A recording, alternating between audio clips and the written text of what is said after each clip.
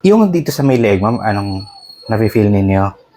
Masakit siya at times, pero parang nalighten. Tapos pag the longer na nakaupo ako na walang support itong leg, nagsasabay na silang masakit. Okay. As in, buong ganito, ma'am? Yes.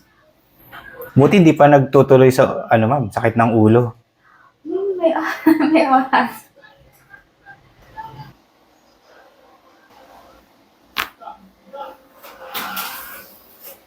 Okay lang, ma'am?